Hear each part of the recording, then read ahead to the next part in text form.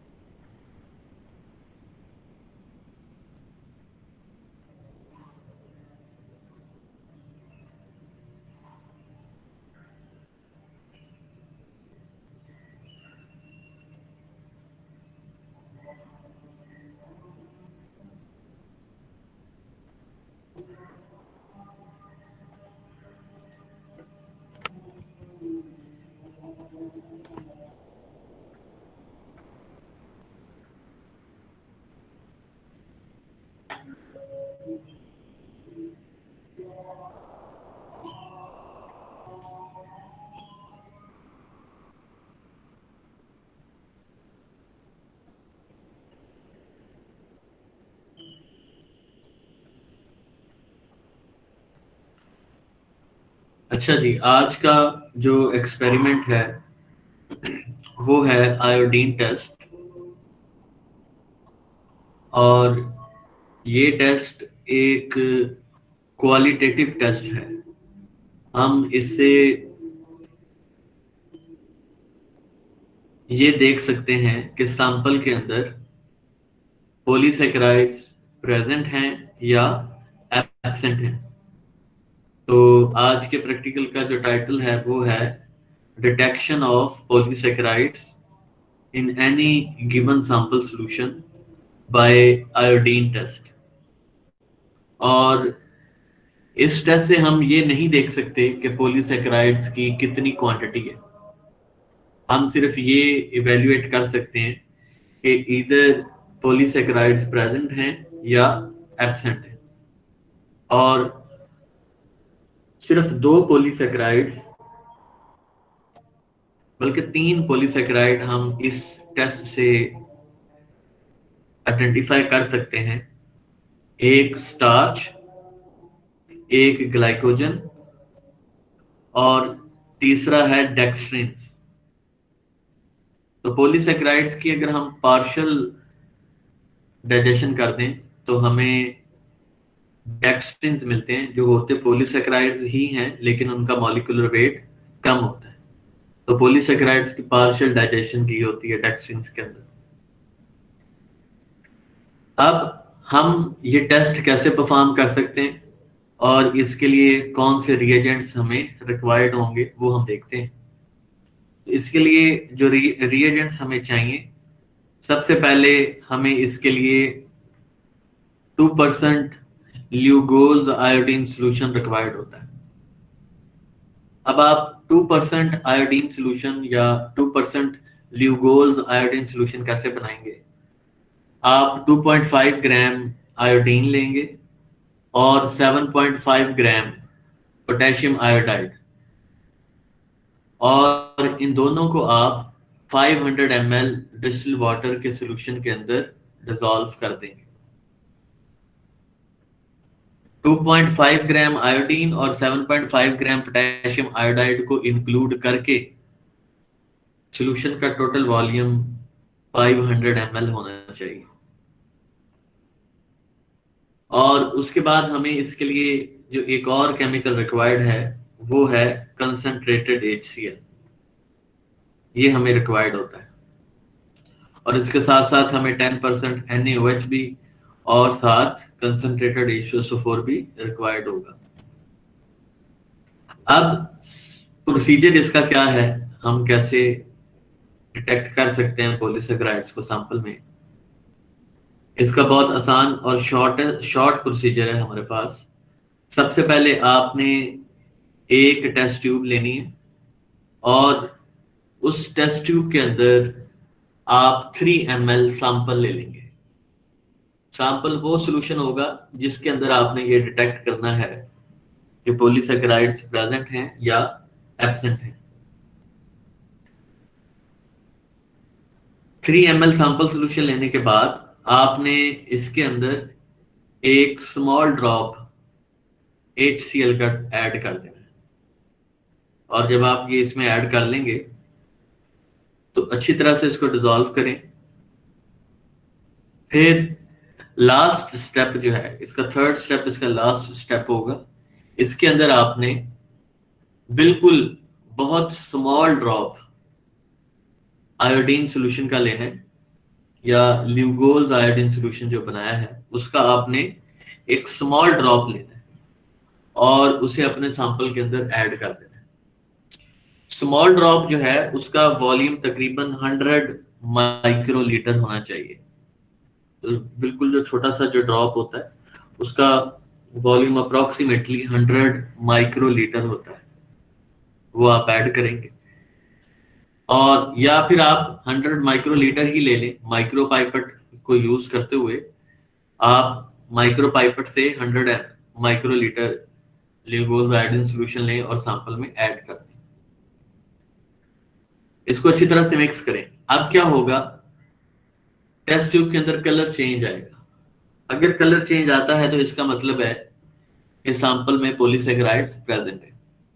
वो कलर कौन सा हो सकता है? वो कलर ब्लू भी हो सकता है, ठीक है। और अगर टेस्ट ट्यूब में कलर ब्लू होता है तो इसका मतलब है कि जो पॉलीसेकेराइड है प्रेजेंट है, और वो कौन सा पॉलीसेकेराइड है, वो स्टार्च है, क्योंकि स्टार्च ब्लू कलर देता है आयोडीन के साथ। उसके बाद अगर डेक्स्ट्रिन होगा तो वो रेडिश पर्पल कलर देगा, इसका मतलब भी पॉलीसेकेराइड प्रेजेंट है और वो डेक्स्ट्रिन है। अगर रेड कलर आता है फिर भी आप कहेंगे पॉलीसेकेराइड्स प्रेजेंट हैं, और वो पॉलीसेकेराइड है ग्लाइकोजन। इस तरह से हम आयोडीन टेस्ट परफॉर्म करके ये डिटेक्ट कर सकते हैं कि हमारे सैंपल में पॉलीसेकेराइड्स प्रेजेंट हैं या एब्सेंट हैं।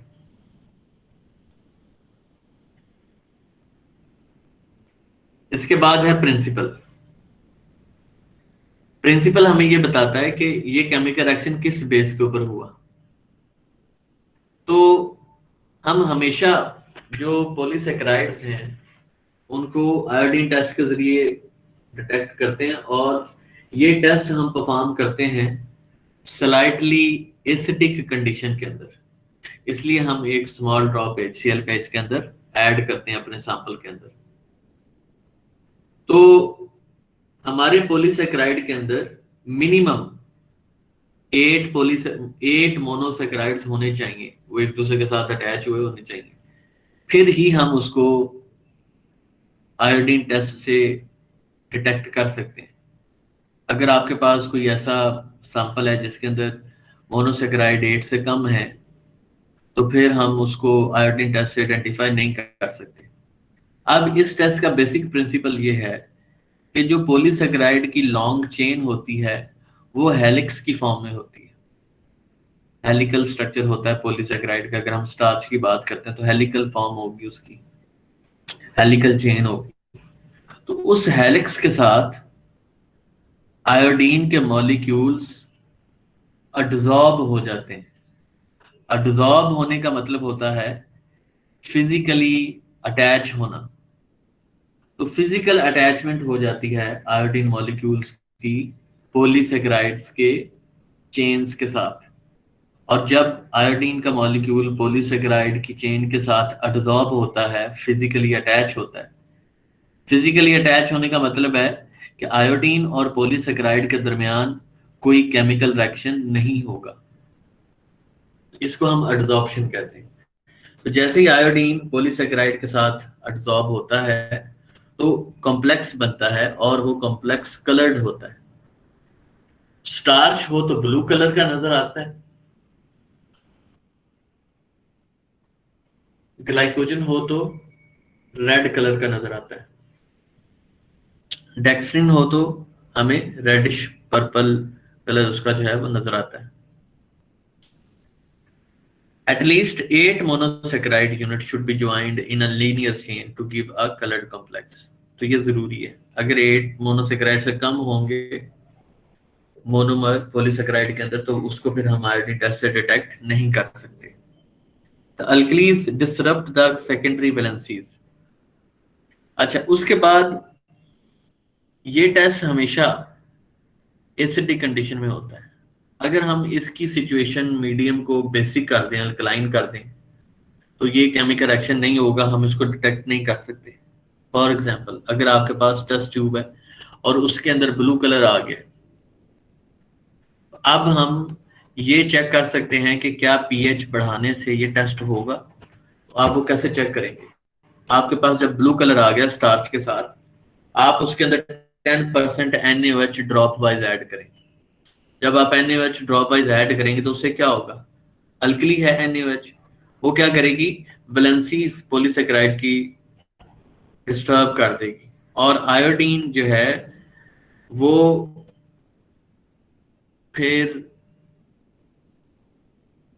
पॉलीसेकेराइड के साथ अटैच नहीं रह सकेगा, क्योंकि पीएच इंक्रीज हो गई और पॉलीसेकेराइड की जो वैलेंसीज है वो चेंज हो जाएंगी। OH बहुत ज्यादा ऐड हो जाते हैं सोल्यूशन के अंदर। जब हम NaOH डालते हैं बहुत ज्यादा OH होंगे, तो हाइड्रोजन्स जो हैं वो सोल्यूशन के अंदर जो हाइड्रोजन्स होंगे, ठीक है, वो OH के साथ मिल जाएंगे। तो क्या होगा? जो पॉलीसेकेराइड है उसकी टेंडेंसी आयोडीन को अपने साथ अटैच करने की खत्म हो जाती है हाई पीएच पर। और फिर क्या होता है, आयोडीन मॉलिक्यूल सेपरेट हो जाते हैं पॉलीसेकेराइड से। और जब आयोडीन मॉलिक्यूल पॉलीसेकेराइड से सेपरेट हो जाते हैं तो फिर जो ब्लू कलर है वो डिसअपियर हो जाएगा। ठीक है, अगर आप इसी सॉल्यूशन के अंदर दोबारा से H2SO4 डाल देंगे तो पीएच दोबारा डिक्रीज हो जाएगी, पॉलीसेकेराइड की वैलेंसी रिस्टोर हो जाएगी और दोबारा से कलर प्रोड्यूस हो जाएगा।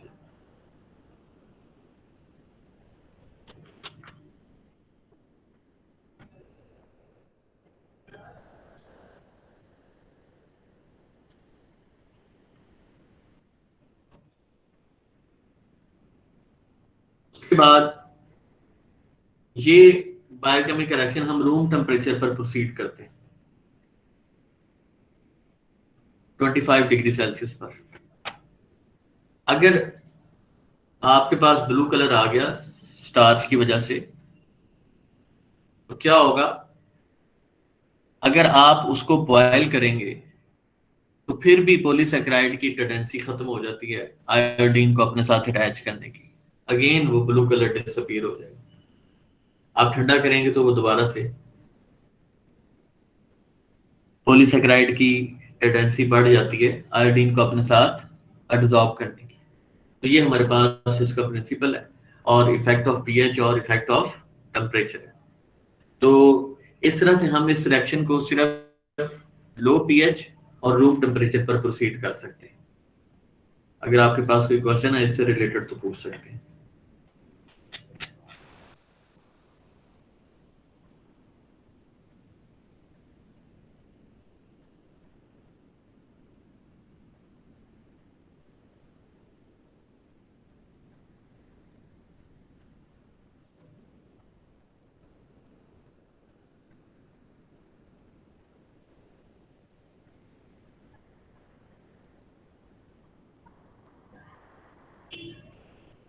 No sir.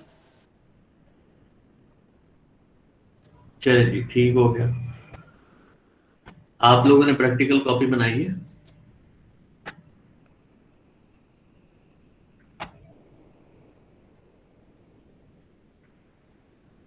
यस सर, बनाइए। हाँ जी, तो आपने अपना ये भी जो प्रैक्टिकल है वो आपने अपनी प्रैक्टिकल कॉपी पे लिख लिया। ठीक है। ठीक है सर। Okay sir.